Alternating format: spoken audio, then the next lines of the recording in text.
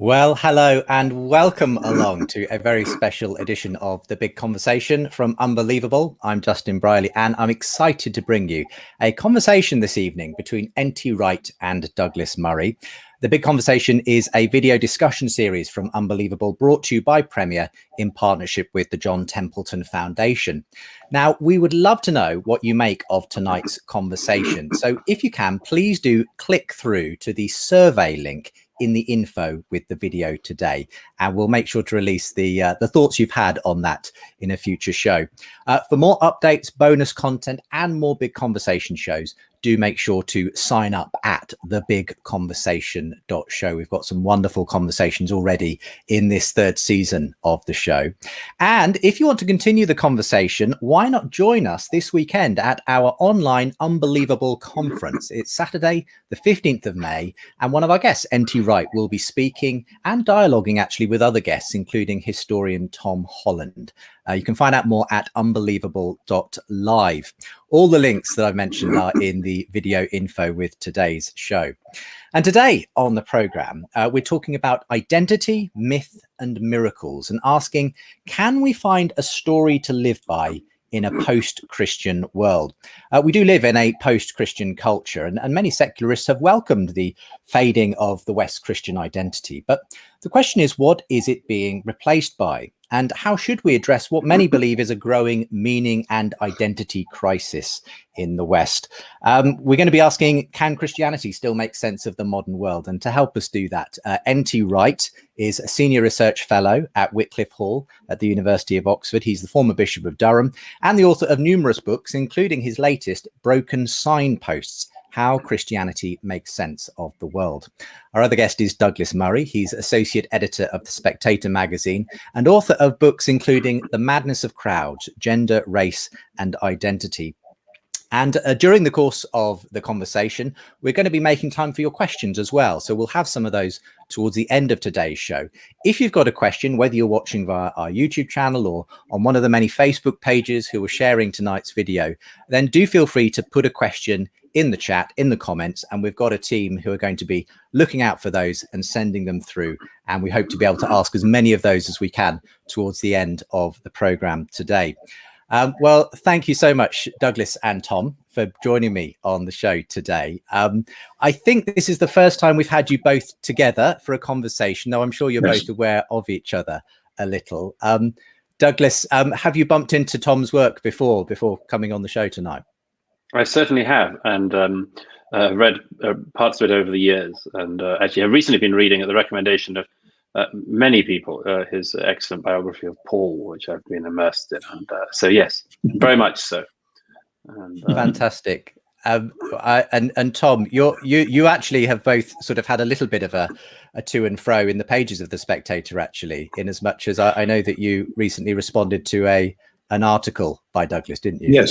Yes, I've read Douglas in The Spectator frequently, and I've now read his book, The Madness of Crowds, as well, with great enjoyment and rather scary interest, because it's quite a dystopian vision. But the article in The Spectator did to me what articles sometimes do, which made me pace around the house for half the day thinking, I really have to write something about this, and thinking, no, don't be silly, you haven't got time, don't do it.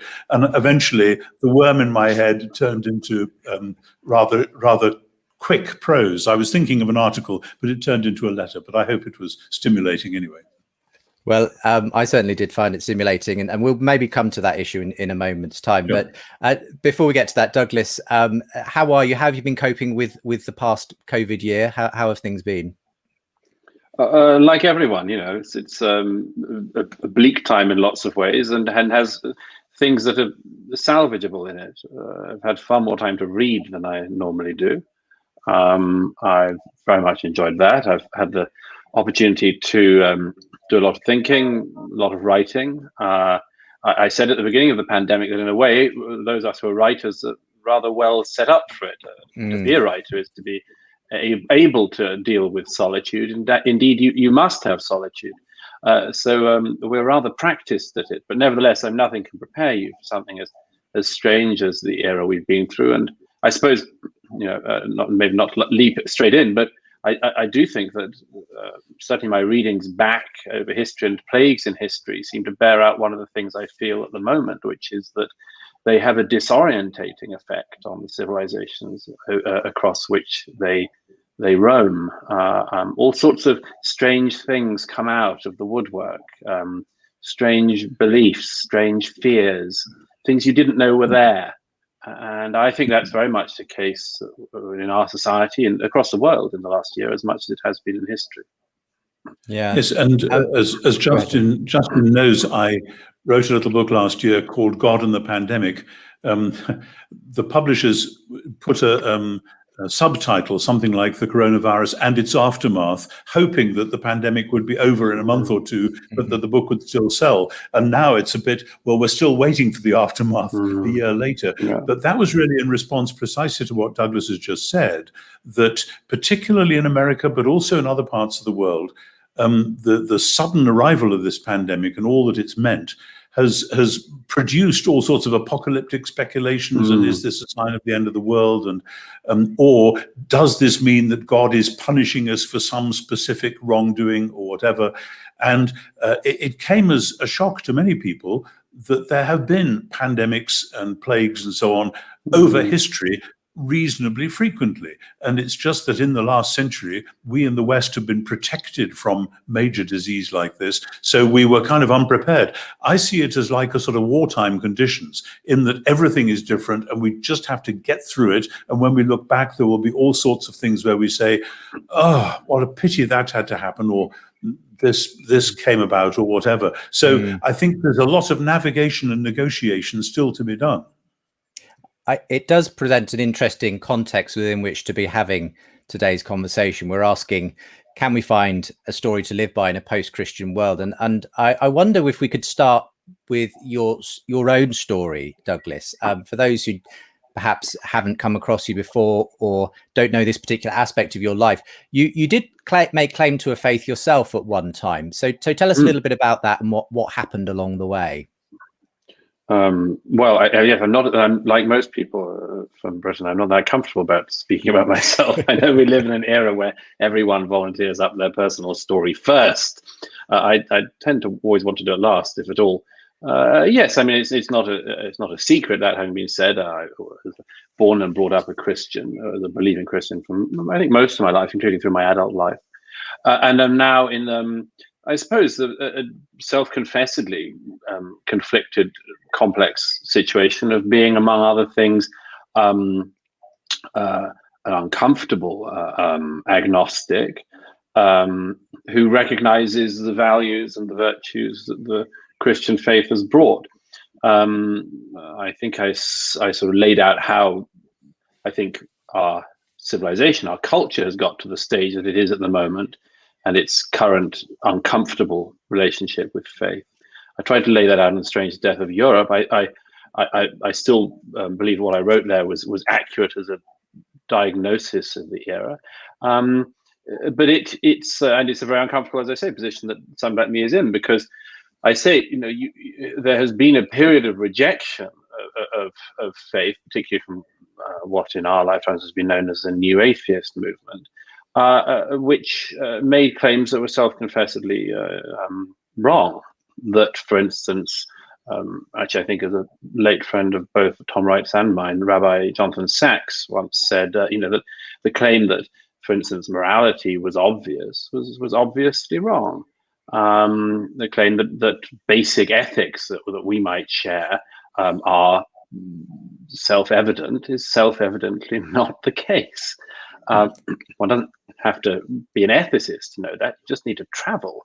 You just need to read, look and listen, and to know that's the case. So there has, in my view, I think we spoke about this before, Justin, that there has, in my view, been an interesting movement in recent years, which I think Tom Holland, who you mentioned earlier, was certainly an example of people saying, actually, if we go back and look at this, what we have and what we like does have roots in this, in the Christian story.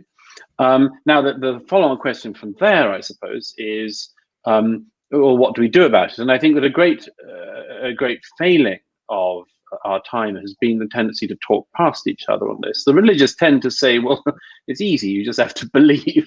if you recognize these virtues and values, then believe, and doesn't take into account the fact that very many people today, it is harder than that, for all sorts of reasons we could go into. But I would just make one other observation, which is that even outside of faith, I have an added discomfort, which is the discomfort of a non-believer who is disappointed by the behavior of the believing church. Now, many people think that that's paradoxical, but it isn't at all. I not only was brought up in, but afterwards sought the church as it has been in England, and its jewels and gems of the King James Bible, the Book of Common Prayer, and much more. And it's been my experience, as it has been for many other people brought up in recent decades and last century and more, that one has observed the church giving up its jewels and becoming something else. And actually, that irritation I feel from the outside, albeit from the outside at the moment, that irritation I feel about the church hasn't gone away even whilst being outside it. A fear, it comes back to that article that provoked Tom Wright's excellent letter. My fear is constantly the church is not doing what so many of us on the outside would like it to do, which is to be preaching its gospel, to be asserting its truths and its claims.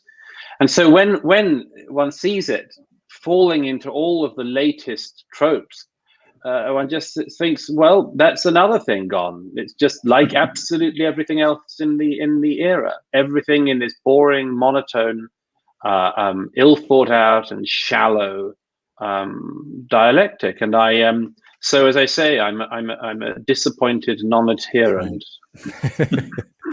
I don't know if, Tom, you can help in any way here, but what I mean, perhaps you could firstly some thoughts on what Douglas has shared there about his own journey, but also obviously his disappointment in a way as what he sees the church has become today. I very much understand that. I remember the late great Bishop Stephen Neal, who I knew maybe 30 years ago. He died at a great age around then, saying that every time he went to a modern Anglican service, he came away with this deep sense of loss because he had grown up, like Douglas, with King James Version and the Book of Common Prayer, and just felt that the contemporary liturgies just didn't cut it. And I get that too. I grew up similarly with very traditional words, etc. I suppose for me, that still remains. I have been able, in many contexts, to go on using traditional liturgies as well as modern ones. But for me, the essence of it isn't so much the words and the culture and so on. And obviously, that's a very English, British, actually English thing, the Book of Common Prayer and the King James Bible. And I've been privileged to know Christians from many, many different backgrounds, many different parts of the world. And particularly when I was Bishop of Durham, I was able to see, we had 250 parishes in the diocese, very wide range from traditional to modern to this to that. But I was able to see the church at work, the church being the church on the street, the church being the one group to whom the local council could turn to find out what on earth was going on that terrible Sink estate or whatever it was. And to see the church actually caring for people, being the family for the familyless, etc. Not all churches do that, but that gave me this wonderful sense that all the theory that I as a theologian knew ought to be happening was happening on the street in some of the places that never hit the news and never hit the newspapers and never get quoted on the radio or whatever. But there are many, many, many ordinary Christians, not that there are ordinary Christians, but you know what I mean, who are simply doing Christianity at ground level. And that's the thing that is so exciting. And I think when you see that, you look across at the new atheists, and it's rather like people who, like Douglas and me, love classical music, overhearing a conversation between people who are tone deaf. You just think, well, it's a great shame for you that you don't get it, because actually this world of music is so rich and amazing. And that's how I feel about the new atheists. It's too bad. And yes, there are arguments, but actually the arguments aren't necessarily the crucial thing.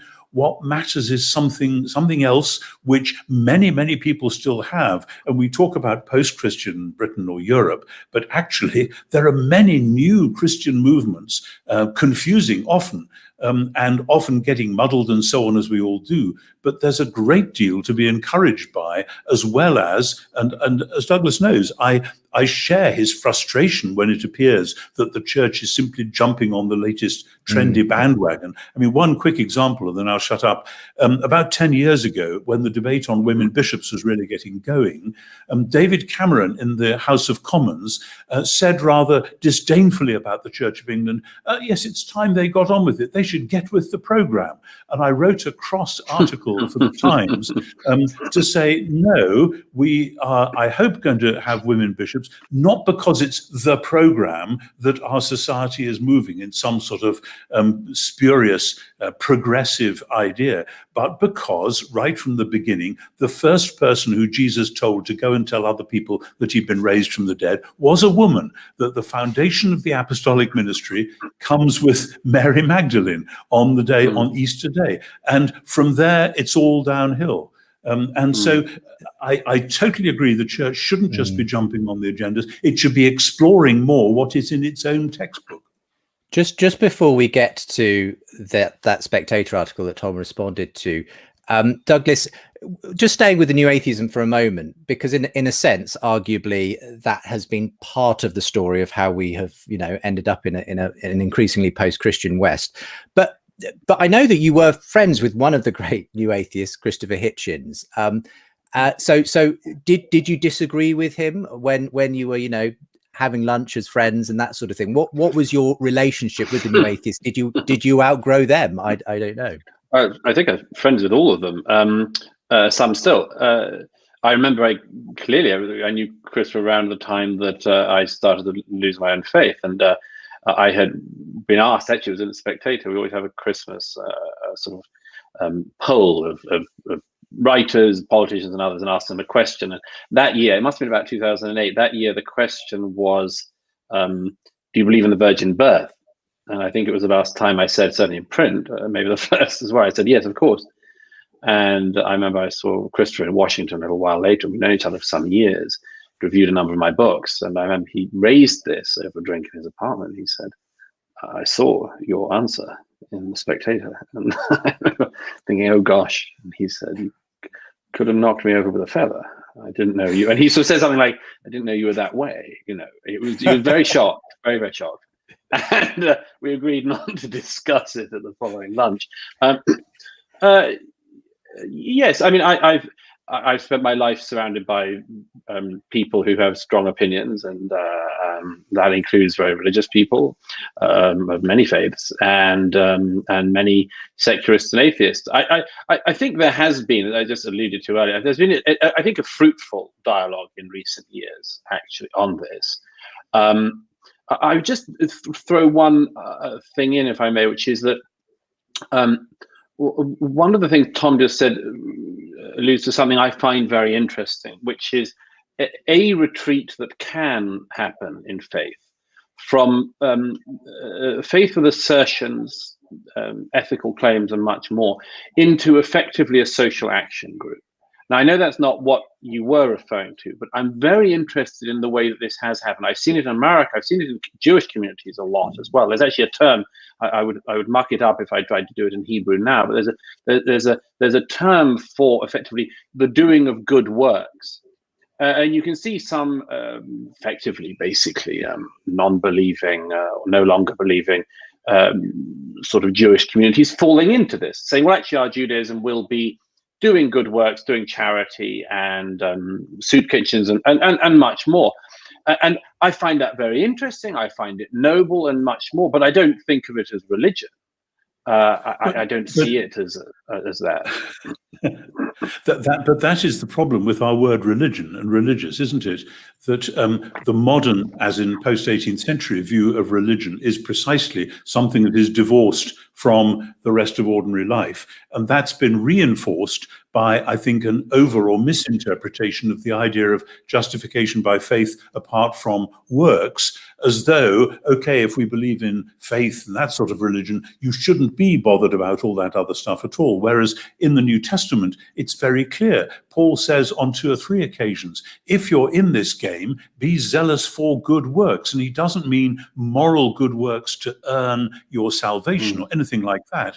It's that from the very start, the church was designed to be an outward facing, what's going on in this community and how can we help kind of movement. And they found that that was shocking to many people because there weren't too many other people in the ancient world who lived like that, who were looking out for the poor, not only their own poor, but other people's as well. Paul says, while we have time, do good to all people, especially those of the household of faith. But there's a sense that following from Jesus himself, there is that agenda that we are about God's plan to put the world right.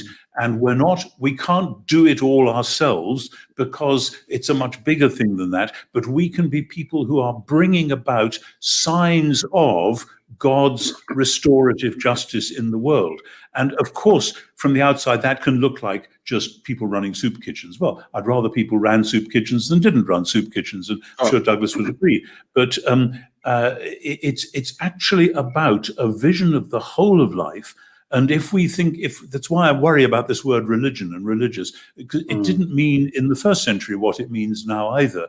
So I would rather talk about God the creator and God the reconciler and redeemer of creation, focused of course on Jesus, but with then the followers of Jesus commissioned to do those things which say to the world, there is a different way to be human. And following Jesus is the key to it. Yes, I mean, you're slightly unusual or becoming slightly unusual in this regard, in that you're a theologian, a bishop, and a very prominent face in the faith, who does say these things. And this seems to me to be uncommon at the moment. And what one hears from prominent bishops, archbishops even, is an attempt to slip into the rhetoric of the era, and indeed slip into the ethics and the ethical claims of the era, without making those foundational assertions that, as I say, I think that many people are hungry for.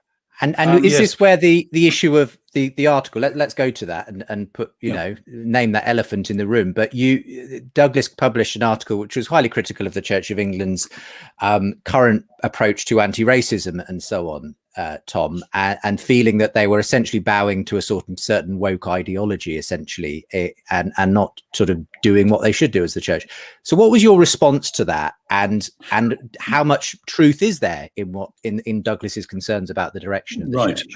Having since read Douglas's book, The Madness of Crowds, I see more clearly than I did at the time where the energy for Douglas's article was coming from, because clearly Douglas has mapped out, in, as I said before, a rather disturbing way, the large movements often rooted in various forms of early 20th century Marxism connected with Foucault and people like that, that have then generated some of these great movements.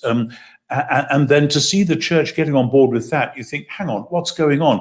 My initial response was, this is actually a problem that Jesus himself faced. He says at one point that the kingdom of God is breaking in violently, but the men of violence are trying to get in on the act. In other words, there were other people saying it's time for the kingdom of God at the same time as Jesus was.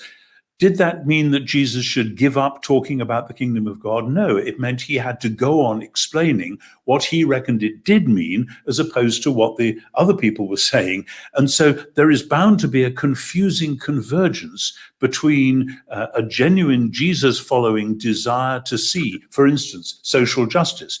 It's written right across the New Testament that there is neither Jew nor Greek, slave nor free, no male and female, that God made all humans of a single stock, and so on. This is basic, and how that got forgotten in the last few hundred years is a shameful story in the Western Church.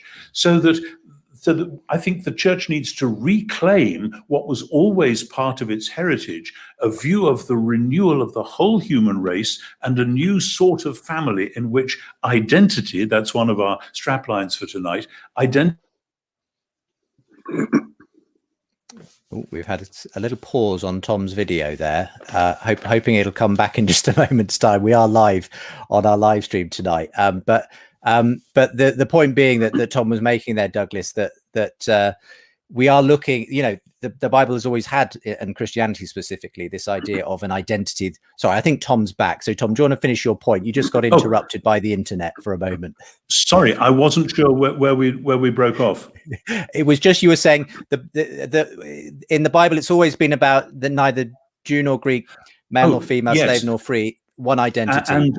And about the point from Acts 17, where Paul says on the Areopagus, hey, God made all people from the same stuff, from the same stock. We belong together. And rather than, and of course, then we get into the trap, which Douglas has written about as well, of the modern idea that we're all identical, including there being no difference between male and female, etc., versus the postmodern idea, which collapses into dozens of different competing identities, each trying to claim the high ground of the victim, etc., etc. And again, I think Douglas and I are on the same page on this one. But then my point would be that the church, in being true to itself and not simply relying on contemporary, rather shallow ethical maxims, but being true to its original gospel, actually has the makings of doing what at its best some of the woke ideologies are seeking to do, which is a genuine passion for justice. Forget the fact that the Marxists have come in on the act. Of course they have, because if the church misses out half of its agenda, it shouldn't be surprised if other people come rushing in from the side to fill it in. So that's where the issue, I think, has to lie. But I was grateful for what Douglas said, because it seems to me if an elderly theologian has anything to offer to the world, it may be the reminder of some of the deeper, richer stuff which is out there, which is in the Bible, for goodness sake, and which can refresh and renew a vision of what we all should be about. Go ahead, Douglas. Yes, I think this is very important. It gets to another point I've written about a fair amount in recent years, which is, I think, Justin, I think maybe when we spoke before, we spoke about this, that sometimes people claim that the sort of public ethics of the time are sort of non-existent. That's not quite true. They're trying to dig down in quite a forceful way at the moment. What I was writing about in that article was just one example of that. But as I think I said to you when we spoke before, what I think of as being the most striking failure of the time is the failure to embed any ethic that does not rely on the Christian ethic in regards to the equality of everyone in the eyes of God. Our age is struggling very badly with an attempt to replace that ethic or find another way to do it. And there are various ways which it's tried to do that. Human rights ideology is one way, fairly developed, but I think not successful. And another is effectively the landing on equity as the answer, when it can't be the answer. But I see what people are struggling to do, which is to try to maintain and hold on to this exceptionally important gift of the Christian inheritance. Without the idea of equality in the eyes of God and the value of every individual in the eyes of God, you are left with these attempts to assert that, for instance, everyone is the same, or can be. And it's clear that we can't be and that we aren't. It's one of the great things. If you take away the worry about the loss of the foundation, then it's fine. We can live with it. I very much see Douglas's point. From where I sit, the only way really to get this sorted is, to use a trite phrase, to go back to Jesus, because in the Jesus of the Gospels, as opposed to the Jesus of much popular imagination, you find a rigorous re-inhabiting of the entire Jewish tradition and a redirection of this vision of what would it look like if God was in charge. That's the question of the kingdom of God.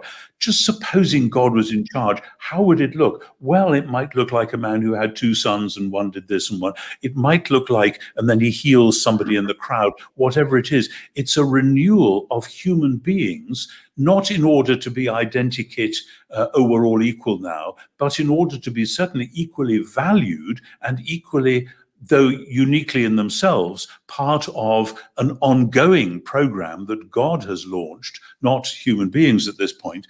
And so when I then come forward into the 20th and 21st centuries with that, I find myself saying, when I was young, we watched traditional morality go out of the window. It was sex in the 60s. It was money in the 80s. You know, we don't need to obey the old rules. We're going to do it differently. We're the modern world now. And then what's happened is the invention of, and I think Douglas and I agree on this, the invention of neo-moralisms, which is what the woke ideology is really all about. And it reminds me sometimes of, I think it was Caligula, the Roman emperor, or it might have been Nero, I'm getting this wrong, it's late at night, who put new laws up so high that nobody could read them, and then blamed or punished people for not obeying these new laws that he just invented. And that's very much what's going on at the moment. It's as though society can't live without morality, but if you've banished all the older moralities, you've got to invent some more from the ground up. And we're doing it on a very flimsy basis, it seems to me. It also goes back to what you mentioned, the Cameron comment, which is what exactly is the project? Because there's an added cruelty, isn't there, to this, to as it were, writing the laws in a place where they cannot be read. There's an added cruelty if you haven't even finished writing them yet, and you tell people to get with them. Quite. So one of the questions underneath our era is what exactly are the laws? What are the rules here? The Christian ethic has a set of rules. They can be debated around endlessly, as everyone present knows. But there are foundations to them you cannot deny. They're not wholly abstract. No. The era we're in. The era we're in. They are to do with the goodness of. Sorry, when we don't know. Yeah. But the Christian morality, it seems to me, is to do with the goodness of creation, but the need for recreation, for redemption and recreation, but a recreation which doesn't say, forget the old ways, we'll do it totally differently. I mean, which is what we've got in a lot of society at the moment. Oh, just don't worry about what everyone used to think, we're going to do it totally differently. We're going to change the meaning of words as well as the meaning of behavior, but rather to say, no, try seeing the world from the perspective of a good and wise creator who is revealed in 1,000 ways, whether it's music or beauty or whatever it is, as well as the structures of reality. But this world is out of joint, and the great Jewish vision, and again, I knew and am grieving about Jonathan Sacks, bless him. He saw this so clearly, the great Jewish vision of God's passion for the world to restore the world, and the vocation of the people of God to be somehow modeling that and showing it forth and saying, this is a self-evidently good way to be human. And so it isn't just thinking through ethical theory, it's about how the community actually lives. And for me, again, this is all about following and worshiping Jesus. And that I know that was folly to the Greeks and scandalous to the Jews in the first century, and it still is today. But if you put that as the coping stone in the middle, everything else will actually fall into place. Coming back to you then, Douglas, given that you, to some extent, you're both in agreement on the fact that to lose the Christian story and the moral underpinnings that's given culture leaves everyone scrabbling to kind of essentially invent their own morality, and everyone gets very confused and angry with each other in the process.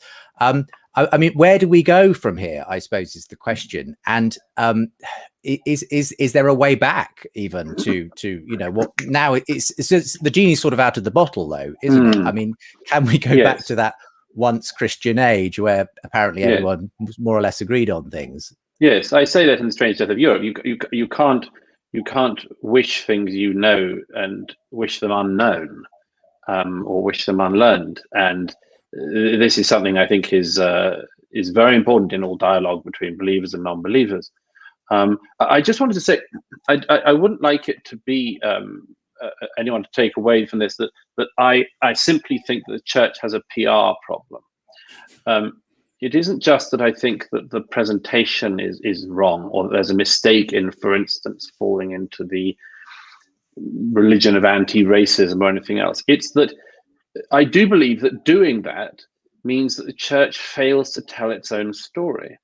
We had an article in the Spectator, I think last week, from my friend, former Bishop Michael Nazir Ali. He made a very powerful point about the figures in the church, for instance, who were profoundly anti-slavery, and not just Wilberforce, but Charlemagne and others who saints in the 7th century, Christian saints in the 7th century, who were martyred and objected to the slavery in their own time. There is, what I'm trying to say is that it's not just that there is a PR misunderstanding, it seems to me, within the church, and it's missing a trick. It is that this is not a fair summary of the Christian story. It isn't a fair summary of the story of the church.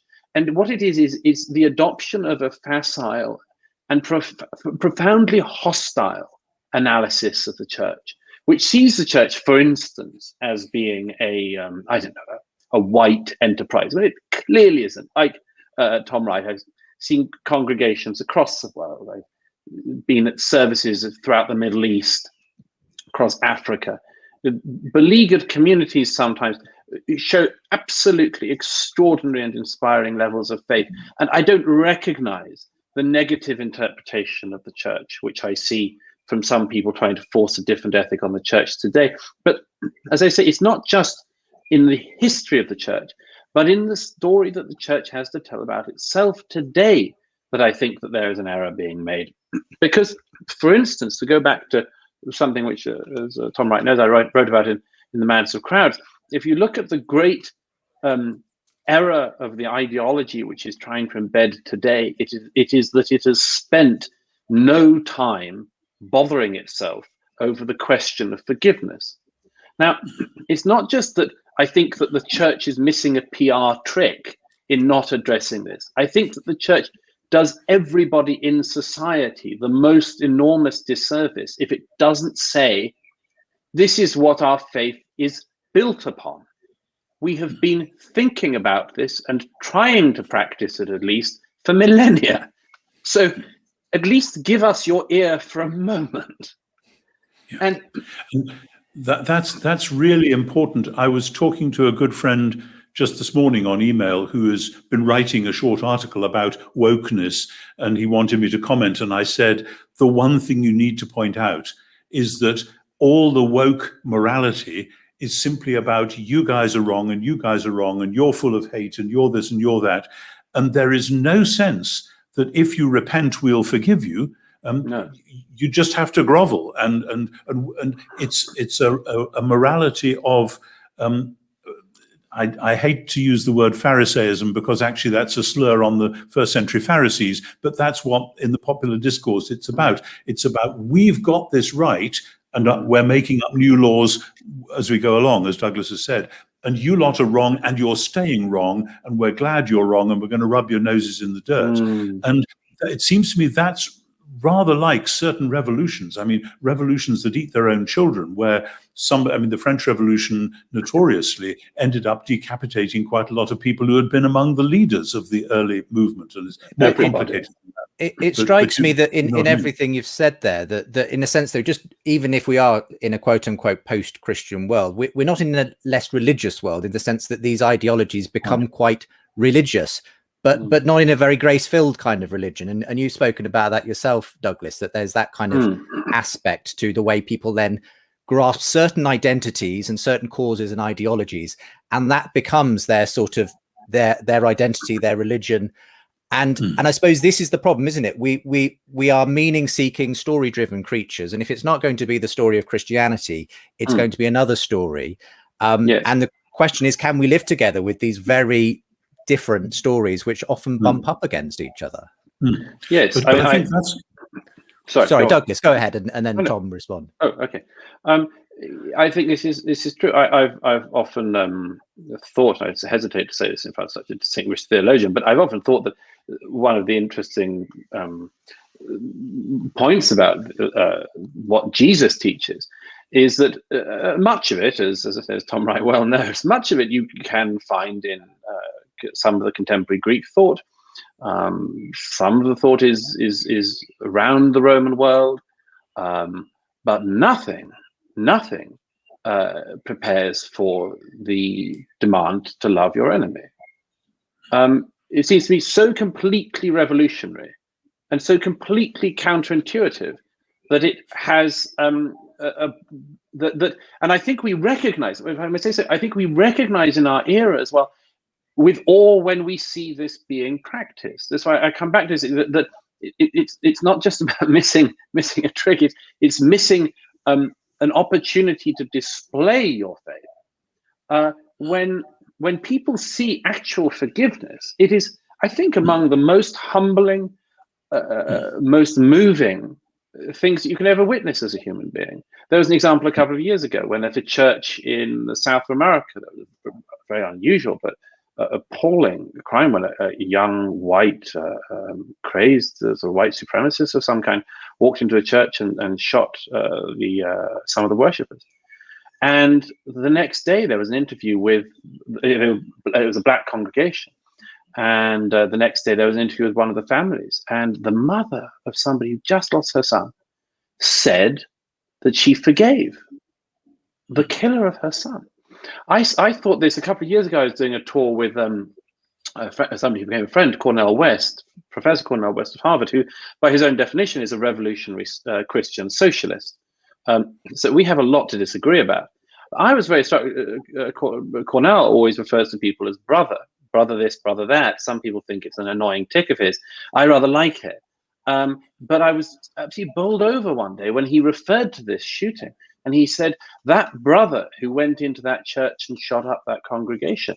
And I was so moved and so amazed that he would refer even to this person who had done this unforgivable thing by any analysis, an unforgivable thing, would still refer to this man as his brother.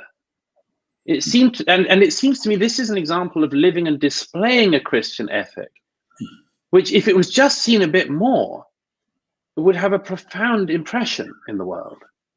I totally agree with Douglas there. And again, I want to stress that the problem with that is that you can't just do it by you and me saying, and anyone else who's listening, by the way, you should be going out and getting on with it, though we all should, and it is difficult, but yes. But it can only ultimately become instantiated in a community and in the settled habits of somebody's life when you have at the heart of the faith the story of Jesus going to the cross to defeat the powers of evil. Because without that, then forgiveness is a lovely idea for other people to practice, but too hard for me, as it were.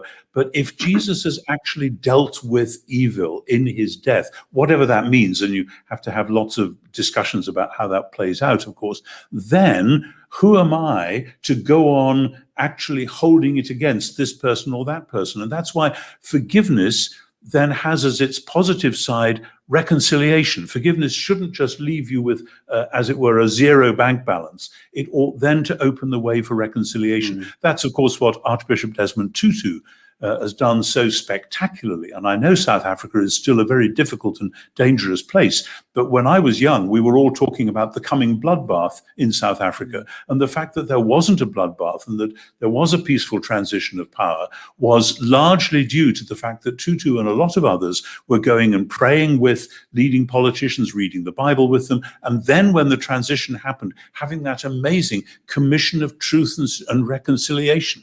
with white thugs and black thugs confessing their sins, seeking reconciliation. That should still be sending a shockwave around the world, both in Northern Ireland and in the Middle East. Heaven help us what's going on at the moment, and so on and so on. This is the only way to live, ultimately. But you can only even glimpse a chance of doing it if you've got Jesus himself in the middle. I'm sorry to sound like a cracked record, but perhaps you would expect a theologian always to come back and talk about Jesus. If I say so, it comes back to this point. It's the most important thing to do as a theologian, and as a Christian, and it is, as I say, it is an enormous relief to hear it. I mean, you say it's an enormous relief there, Douglas. In a sense, for you, obviously, you came to the point where you couldn't believe that this story was literally true, but you miss it. You even described yourself as a Christian atheist. I mean, the culture at large, there's probably a lot of other Douglas Murrays out there, and people perhaps for whom Christianity has never figured in their life. But if Christianity is the story that did work, and the stories that we're now telling aren't working and putting us out of joint, can you see any way in which the Christian story, even as a non-Christian, could start to make inroads again? Is it simply about the church standing up again and being a bit more confident? I'm not sure I say it only as confidence. I've said many years that I see an enormous opportunity for people of faith to be speaking into perhaps a more receptive crowd than before. I do see that. I do think, to perhaps the rather hackneyed reference to Matthew Arnold, but I do always think that the interesting thing about the sea of faith is there's no reason why it can't come back in. The sea doesn't only withdraw. You know, it's the point of tides, but for that to happen, what would be on offer would have to be radically different from everything else in the society that's on offer. That's one of the reasons why I've been very interested. I can't remember if we talked about this with Justin before, but I've been very interested in recent years watching contemporaries of mine who have seen through, looked at, stared at some of the same problems that I have, and have come to conclusions of their own in a religious sense. I've been very struck, for instance, by not a large number of people, a relatively small number of people, but people I think of as being very intelligent thinking people who have, for instance, converted to Catholicism. And I see, I can think of one person who is an Anglican, one person who was born and brought up a Muslim, and somebody else I know who was an atheist throughout. And I don't think this is typical by any means. I'm not trying to say that. I'm just saying that among people I know who are very thoughtful, who've thought about these things, have come from a wide range of different directions. They have gone towards that, and what has struck me most is that they have gone to the most traditional form of that faith. I'm talking about people who've gone into Tridentine mass attending Catholicism. They don't go to the weaker forms of it because they want to drink as directly from the well as they can. Yes. And that seems to me to be, as I say, why it saddens me, to put it no stronger, that that a religion with this inheritance, with all of this to offer, would offer the most watered down version of itself, to the extent that it is a version that is indistinguishable from everything else on offer in society. Yes, I very much understand that. I think at the same time, there is a sense which is deeply rooted in Jesus himself going and eating with sinners, doing things that nobody was expecting a Messiah, a prophet, to do, breaking the social taboos in order to be on all fours with the people who really needed him. There was the shock that went through the system with that, but that's happened again and again throughout Christian history, that Christianity is a missionary religion, and missionaries find that they do their work better when they're actually on all fours with the people that they're trying to get to know, and not, as it were, saying, here is this amazing unattainable ideal and I'm up there somewhere and maybe you could find your way up if you're lucky, because that's how it sometimes comes across to people. And so there's this tension the whole time between that wonderful rich thing, as you say, drinking from the well itself, which of course for me is what I think, both reading the Bible, saying my prayers, going to ordinary worship services, that's what it's all about. It's absolutely central. But there is a to and a fro. And again, it's because of a belief in the goodness of God's creation that that actually these people out there are created by God. God loves them, and I am called to love them as well and to get alongside them, and not, as it would appear to some, hold myself away from them by going to something so recondite that the average mortal would never even have the slightest idea what it was all about. There is, I think that tension is always going to be there. Well, if I may say so, just very quickly on this, I completely agree. But a very interesting thing that's happening at the moment is that the abstract not getting involved in the nitty-gritty of your era is actually what is happening mistakenly. We ran a piece just this week. I don't want to keep plugging The Spectator, but we ran a piece just in the new edition out this week by a very intelligent young clergyman, talking about just saying, look, the latest. Again, I also don't want to spend the whole time bashing the Church of England, but he said the latest thing this week is an edict on church memorials, and there is going to be an expectation of that memorials in churches across England that are connected with, for instance, the most obvious one is slavery, will have to be reconsidered. And this clergyman just says, I was so moved by it. He said, I have 4 churches that I oversee. If I am to spend my time going through this, he said, first of all, no one has ever complained about a memorial, ever, Jimmy. He said, if I'm to spend my time doing this, I will not be able to spend my time ministering to the people in my parishes. So it is as straightforward as that. And as I say, what strikes me is that there is a drive for what is mistakenly thought to be a drive that will satisfy and impress people in the era, when in fact it will take the church precisely away from its activities. Yeah, it seems to me an example of a massive misunderstanding of where the church's priorities ought to be in order to impress the rest of the country. Fascinating conversation. Time is slipping by so fast, though, and I did promise those who are watching on YouTube and Facebook some opportunity to ask questions. We had a lot of them coming in. Keep them coming, by the way. If you'd like to ask a question, you can do so in the chat on wherever you're watching on Facebook or on YouTube. And just before we come to some of these questions, just a reminder that if you'd like to take part in our survey, tell us what you thought of today's show, you can find the link in the info with today's video. We'd love you to click through to that. Tell us what you think of today's program. You can find more from The Big Conversation by going to thebigconversation.show. If you sign up, you'll get updates, bonus content, and more videos from this series and previous ones. And if you want to continue the conversation, NT Wright, one of our guests today, will be speaking at Unbelievable, the conference, this Saturday, the 15th of May. It's all online. You can attend from anywhere in the world. Unbelievable.live. Our theme is how to tell the greatest story ever told. Very much links to what we've been talking today about. How do we rediscover the story that has shaped previous generations? Can that story be told afresh for a new generation in a world where many people don't know what their story is anymore? Let's put this first question to you first of all, Douglas, and I'll invite you both to be brief if you can, because there's a lot of questions you would like to get through. So maybe just a couple of minutes each on each of these. But Dylan asks, Douglas and NT Wright agree on the importance of the Christian story, but does it matter if it's not true? Douglas, how about you start on this one? Well, obviously it matters. It matters a huge amount.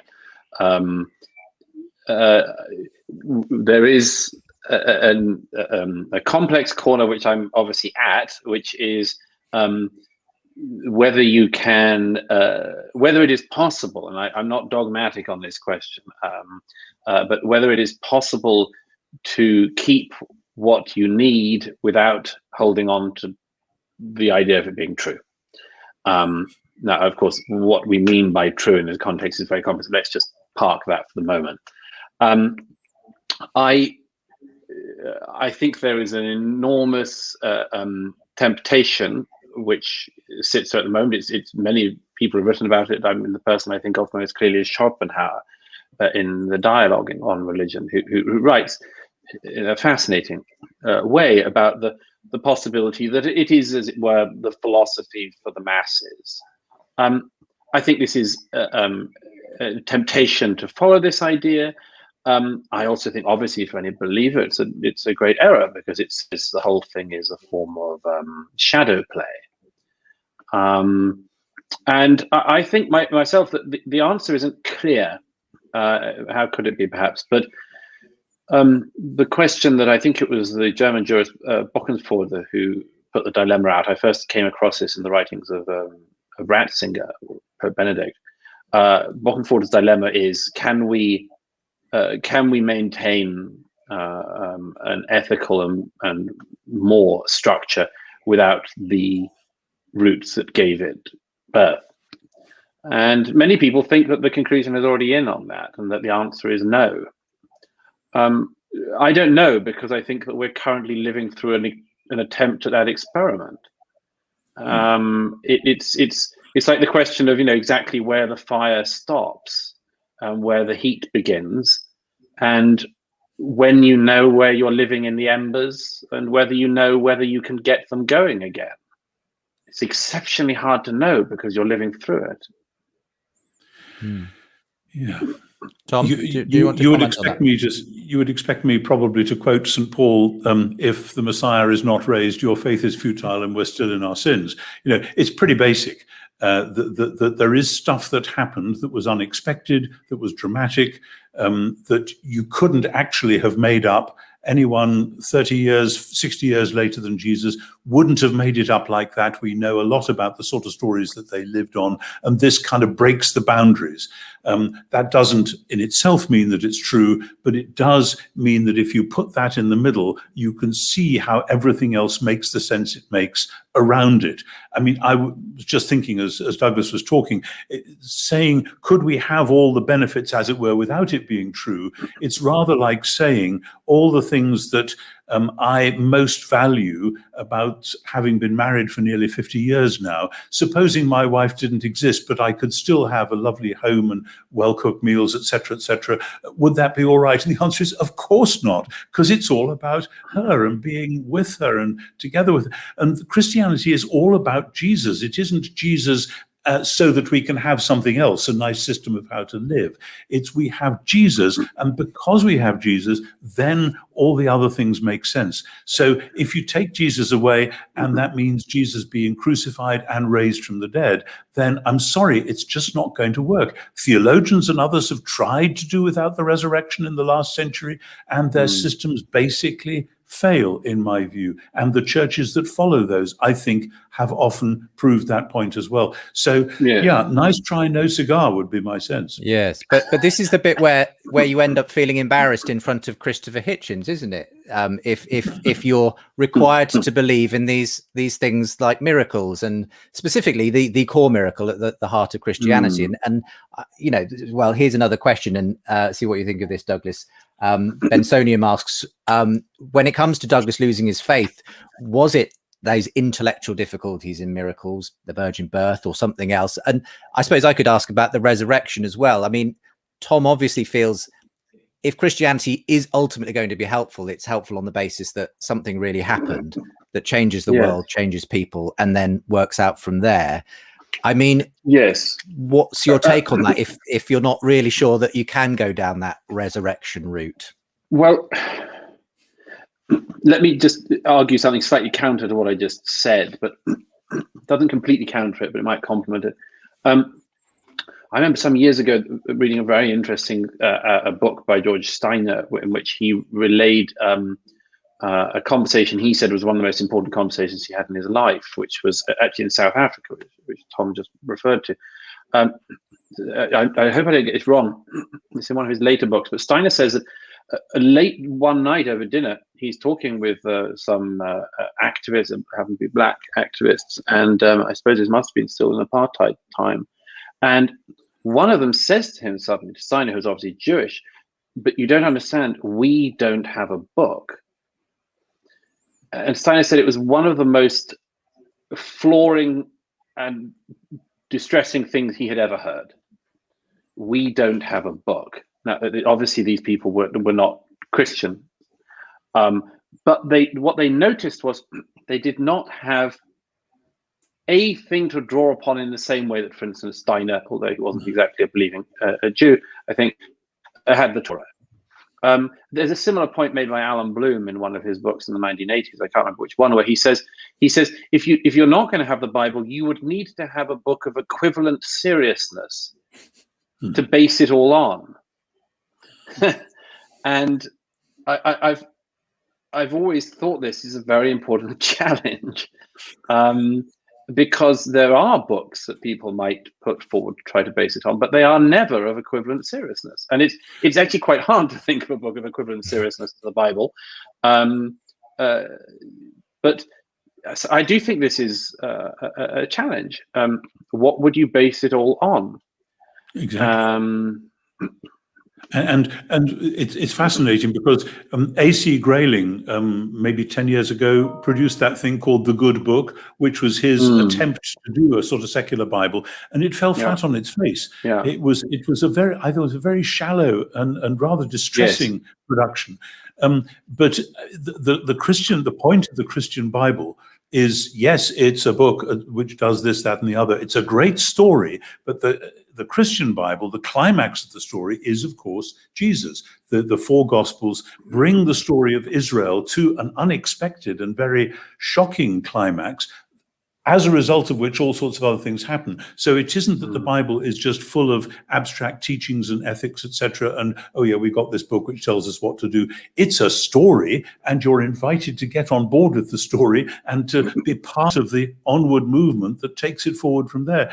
And in a sense, the Jewish Bible does the same thing, but in a much more wistful way, because it's telling a story, but the story sort of, well, does it peter out, or does it turn into something abstract? That's a question which Jews wrestle with to this day. But the Christian Bible has that climax on Jesus. And if you take that away, well, it's a lovely idea, but why should we credit it? Yeah, I mean, Douglas, just coming back on that, and there's a question that perhaps ties into this a bit, from Alex, who asks you, Douglas, would you consider yourself a moral realist? I suppose the question I want to ask along with that is, do you consider there is a story that we're supposed to be living by? I.e., is there something that transcends us? Is there a purpose? Is there a morality? Is there a something to which we are beholden? Because in a sense, that idea has gone away in a postmodern world, in a new atheist world. You know, life is whatever you make it. There really is no overarching purpose, no meta narrative. Christianity obviously gave people that, and continues to give many people that, a story, as Tom says, to live into. But we don't seem to have those kinds of stories anymore. So where do you find yourself, and are you worried at the lack of this kind of a story now? Well, I've said before, I can't remember where, that we're clearly, as I think was being mentioned, we're meaning-seeking beings, we're storytelling beings. That having been agreed, the question then is, are we just meaning-seeking beings, or are we meaning-seeking beings and there's meaning? Now, I happen to incline more to the latter position. I don't know exactly what it is. But my inclination goes that way, and it's partly because I think that, and I don't want to get too abstract here, but there are things that you can read even in non-religious texts which strike you as true. I was reading Brothers Karamazov recently, and of course Dostoevsky's seeped in Christian religion, but there are two moments at least in that book where you gasp, because what Dostoevsky is doing is suddenly taking the story into an entirely other realm. That you'll know if you read it, that there's a moment when you realize that one of the characters believes he is being visited by the devil. And the moment at which he says to his brother, "How did you know he visits me?" is unbelievably powerful. It knocked me over when I read it, because Dostoevsky is doing something that it seems to me is accurate in our understanding of our lives, which is that we go through them, we act in them as if that is all, and we stumble at strange moments on things that suggest to us that it's not all. And this is an intimation. I say that, I mean, this is why aesthetics is important to me, it's why music is important to me, why poetry and art is important to me, because I don't think it's doing something just on its own. I think it's giving us a sign of something. I think that it's what's so extraordinarily important about music, is that music tells us something that exists in the language we cannot completely speak, but which we know is inviting us towards something which we understand to be true. I could go on all day about this, but yes, that's my in short. It sounds very similar to what you've been talking about in your latest book, Broken Signpost, Tom, that all of these things that speak somehow to our soul are as you say, broken signpost towards something beyond them. Yes, that the language of beauty, and for me, music particularly, is enormously powerful, and it's pointing towards something, but then the music stops, or the sunset fades, or the beautiful friend is killed in a car crash or whatever, and it looks as though then we're back with Jean-Paul Sartre and say life is just a sick joke. And that's where so much of our culture has been. Yeah, it was nice stuff, but it doesn't actually mean anything. And for me, it's only, again, cracked record coming up, it's only when you put the story of Jesus in the middle of that and discover that Jesus and his crucifixion are the kind of ultimate broken signpost, because that's where we see justice denied, beauty trampled on, freedom obliterated, etc.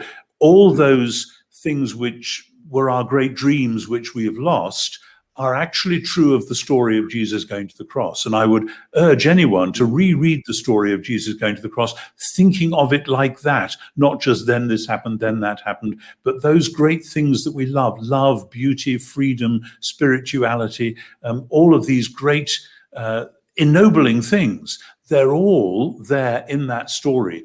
And Jesus himself, as God incarnate, comes to the place where our dreams let us down in order to be there with us, and then to do the new creation thing out the other side.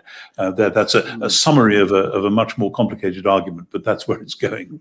By the way, so there's one other point that's worth throwing out there, which is that there is another signpost, as it were, which is that it is actually exceptionally hard to live as a nihilist. To live as a nihilist. A nihilist, yes. It's a very interesting thing. Nihilism is spoken about a lot. People quite often describe particular ages as being nihilistic. But in fact, it is very rare to come across an actual nihilist. Yes. Almost nobody lives in that state. I can think of, in the modern era, I can think of probably only one person who pretty much approximates it, which is Michael Houellebecq, the French novelist, who certainly writes as a nihilist. But even he, you get the sense, and sorry, Justin, if I've said this before, I can't remember, you get the sense is not completely capable of living as a nihilist either. If I'm giving a quick example, there's an extraordinarily disturbing, sorry, I know we said we'd do 2 minutes with each question. It's fine. Go ahead. There's an extraordinary moment in a book by one of the surviving journalists from the Charlie Hebdo offices, who wrote a book called Disturbance a couple of years ago, a very, very upsetting book. But he described bumping into Michael Houellebecq at a party sometime after the massacre. And he recognizes him, and Michael Houellebecq has never met him before. They've both got bodyguards at this party. And Houellebecq sees the still very, very visibly wounded journalist come in, and they stand opposite each other for a moment in this terrible moment of recognition. And Michael Houellebecq quotes, I believe it's the Gospel of St. Matthew. He says in French to the journalist, he says, "Men of violence take it by force," and then leaves. It suggests to me that in Houellebecq's head, it isn't entirely nihilism either. That even then, and who knows where that came from, a bit of memory of French Catholicism or whatever, phrases that did actually give meaning. Yes. And that's a Jesus phrase. Yeah. It's like my favorite novel by the Jewish novelist Chaim Potok is My Name is Asher Lev, where the young rabbinic student who discovers he's got an amazing gift for painting, which is not something that his rabbinic community wants to know about at all, is trying to find models for the pain of being a Jew in the modern world.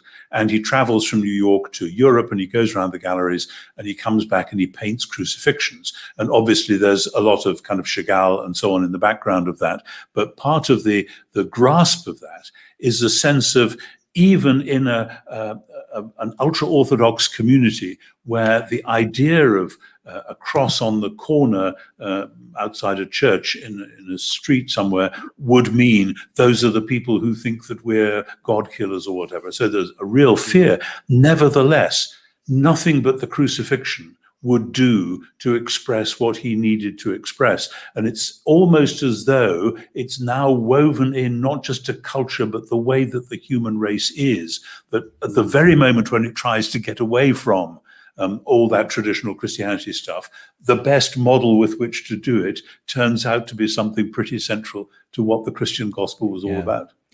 I've got an interesting question here from Carla. We'll start with you, Tom, as she asks this specifically of you. In a postmodern world, are you concerned that our use of the word story has a worldview confusion with myth instead of truth? In postmodernism, everything is story/myth. Do we need to distinguish Christian truth from story/myth? What do you say? Yeah, this is obviously a much more complicated thing than we've got time to address, because there's at least 4 or 5 different senses of the word myth which have been out there. In the popular discourse, it just means a story about something which we know didn't happen. That's a very low grade meaning of myth, so we can park that. But I would say it's one of the strengths of postmodernity that it has highlighted the ineradicable nature of story within human life. So, there was a kind of a modernist rationalism which imagined you could reduce everything to propositions, and that stories were just kid stuff to entertain the masses while the real philosophers got on with the hard-edged propositions. And I think we now all know, and this is one of the good things about postmodernity, that yes, we live on stories, but the fact that it is a story then does raise the question, but did it happen? It's the question which comes up in a court of law the whole time. It's no good standing there as a witness and saying, let me tell you a story, once upon a time, because the judge wants to know and the jury wants to know, but did it happen? And you can rank stories according to the apparent intention of the storyteller. Is this a story which was designed? I mean, take Jesus' parables. It makes no sense to say of the parable of the prodigal son, but what was the father's name? Or what did the mother say when they came back? Or which bit of the farm did he then own? That misses the point as a matter of genre. But if you take Matthew, Mark, Luke, and John, actually, it would miss the point of those stories to say, oh, they were just spinning these fantasy narratives like sort of Pilgrim's Progress or something out of thin air. No, Luke is very particular about this. Let me give you the dates. It was in the reign of so-and-so, and so-and-so was the high priest, and this, that, and the other. This is stuff that happened. And the point is, the happenedness of it has changed the world. And I'm back to something Douglas said half an hour ago. We have sold ourselves short in Western Christianity because we don't know the true story of church history and all the great stuff that has happened. And we have believed the Enlightenment lie that Christianity was just part of the problem rather than part of the solution all along. That's a whole other topic. But so I want to say, yes, beware of story collapsing into myth. Know what the different kinds of stories are and how they work.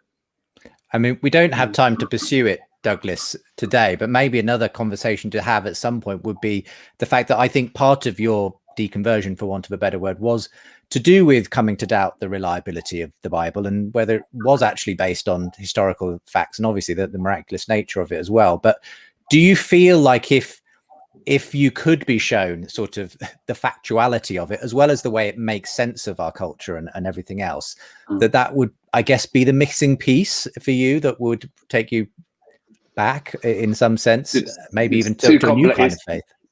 It's too complex to say what the missing piece would be or could be, and it would be presumptuous of me to try to explain it or suggest it. let alone know it, actually. I would just duck that by making an observation on one thing that just came up, which is of all the different understandings of myth, even the least deep understanding of myth, it still irritates me when you hear the phrase "only a myth." Exactly. It is an extraordinarily facile phrase, which is in far too common a use. The Metamorphoses of Ovid are not history. They're not only a story. Yeah, but this was the point that grasped C.S. Lewis, wasn't it? That he had thought that all this stuff was just myth, and then he turned a corner and realized, oh my goodness, looks like this great myth actually happened once. Yes, the Dying and Rising Corn King, or whatever it was. And made that discovery in the company of a great storyteller himself, J.R.R. Tolkien, of course. Tolkien, yes. Yes.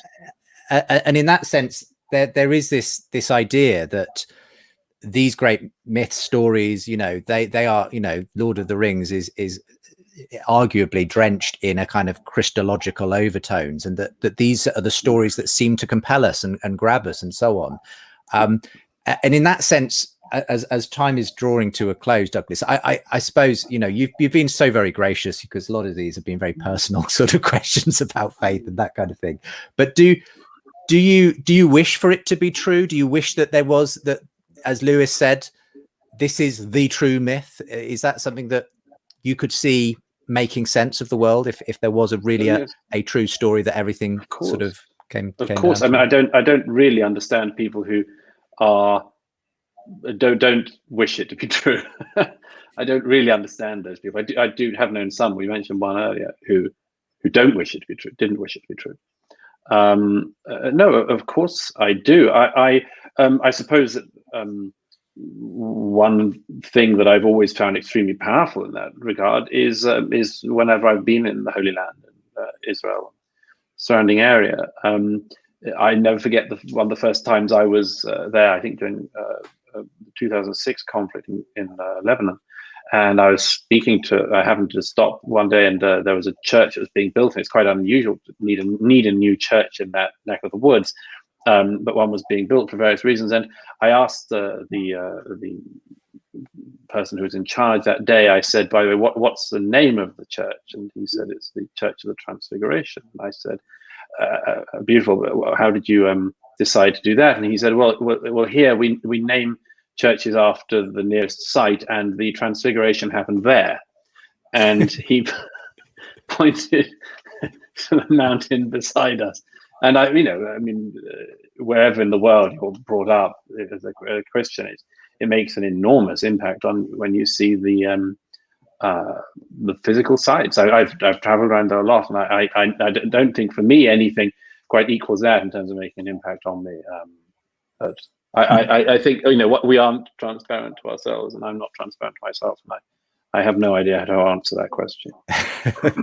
Well, you've answered a great many questions very helpfully and as honestly as you can, Douglas. Thank you very much for the time this evening. Thanks for all the questions that have come in as well on Facebook and YouTube as well. Any final thoughts, Tom, that you'd like to leave us with as we close out our discussion?